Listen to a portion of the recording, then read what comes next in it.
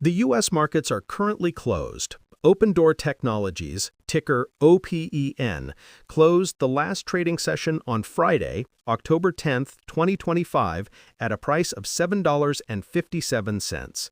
That represents a significant drop of 7% for the day, a move that has sent a tremor of fear through the retail investing community.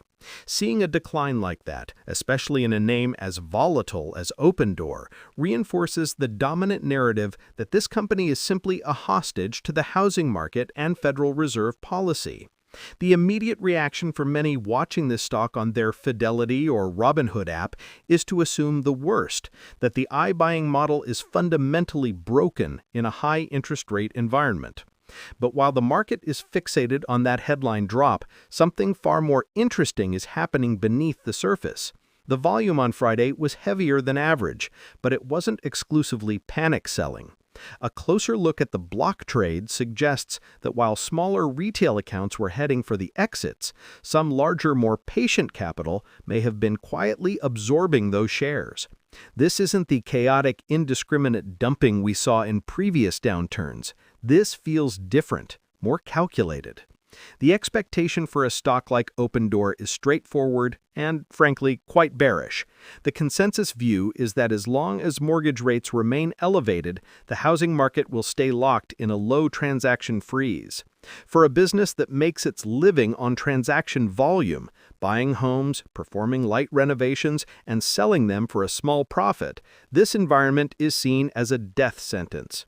Every negative data point from the National Association of Realtors, every hawkish comment from a Fed governor is immediately priced into Opendoor as a direct hit to its core business. Investors look at their own SoFi Invest or Schwab Intelligent Portfolios and see the housing sector as a place to avoid, not embrace. The 7% fall on Friday perfectly aligns with this expectation. It feels logical, almost preordained. The reality is that this simplistic view is missing the profound operational shifts the company has undergone. Opendoor of today is not the same company that nearly went bust during the last housing correction. The market is pricing the stock based on the memory of the old cash incinerating model, not the leaner, more data-driven platform it is becoming. The real story isn't just about surviving the downturn, it's about how the company is positioning itself to capture a disproportionate share of the market when the cycle inevitably turns. Let's dissect the recent price action more closely. That 7% drop wasn't triggered by a company-specific press release or a major analyst downgrade.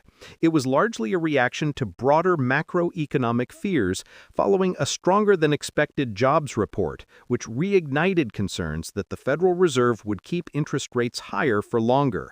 The entire real estate tech sector felt the pressure, with competitors also trading in the red. But Opendoor's beta is higher. Its perceived link to interest rates is more direct, so it took the brunt of the hit.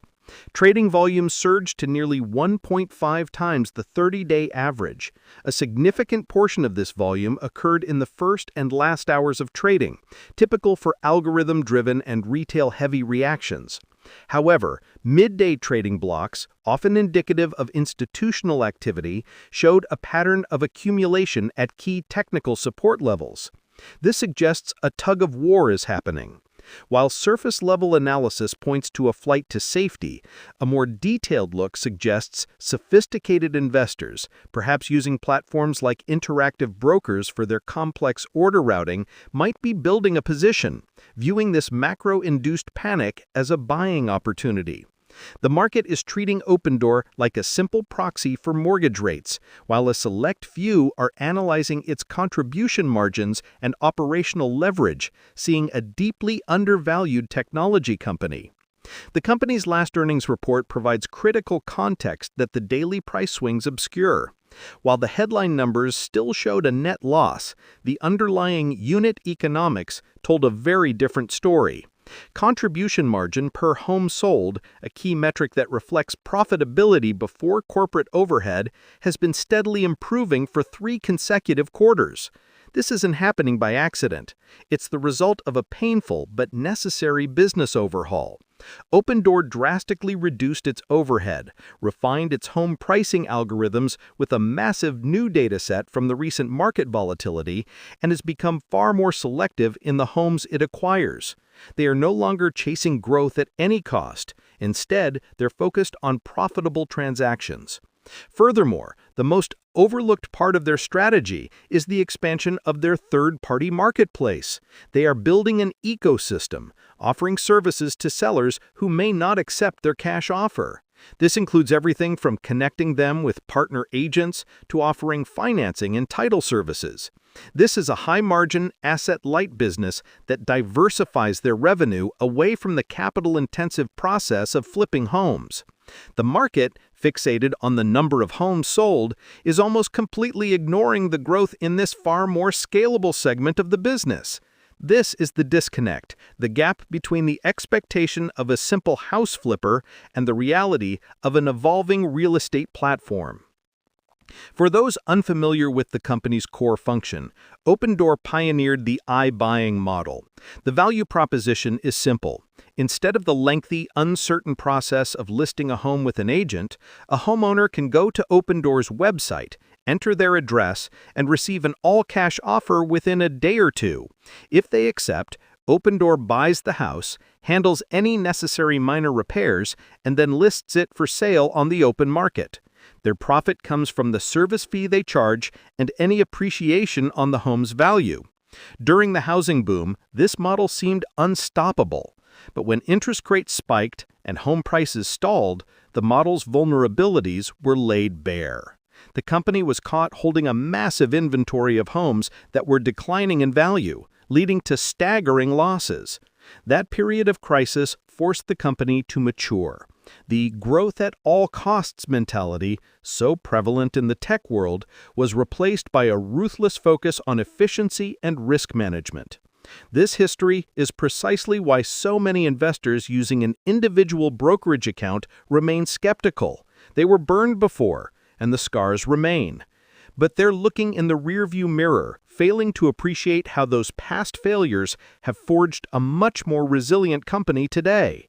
Many investors check their Fidelity ETFs or Fidelity mutual funds holdings and see the low allocation to real estate tech and take it as a sign to stay away, without doing the granular work on individual companies that have fundamentally changed their spots.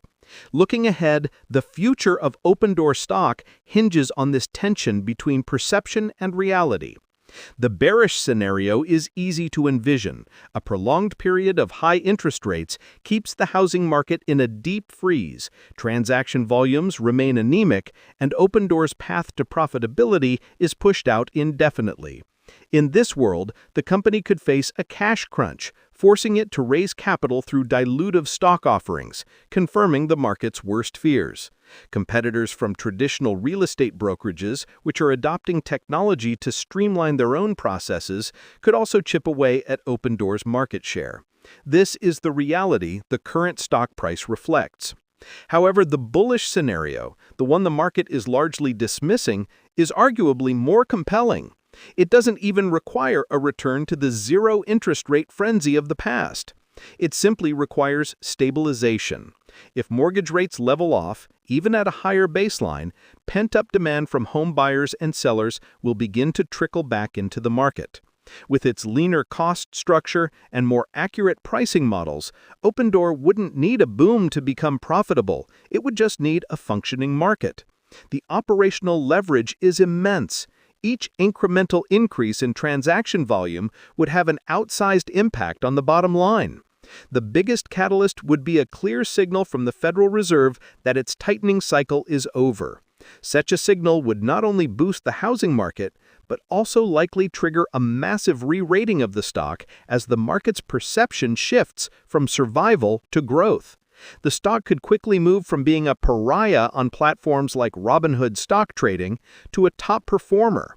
Based on the current housing market in your area, do you think the iBuying model has a future? Comment below. Ultimately, the investment case for Opendoor is a bet against the prevailing market narrative. The expectation is that the company is a one-trick pony, inextricably tied to a cyclical housing market. The 7% drop is seen as proof of this thesis, but the reality is that of a company that has been forged in the crucible of a brutal downturn. It has emerged with a more resilient business model, superior data and analytics, and a burgeoning high-margin marketplace business that most investors are not even factoring into their valuation models. The market is focused on the storm, while the company has been busy building a much stronger ship. While a self-investing strategy requires careful risk management, especially with a volatile name like this, the disconnect between the market's perception and the company's operational reality presents a compelling opportunity for those willing to look beyond the daily noise. The fear is palpable, but the quiet evolution of Opendoor's business model is the more powerful and currently overlooked force. The content shared on this channel is for educational and informational purposes only. It should not be considered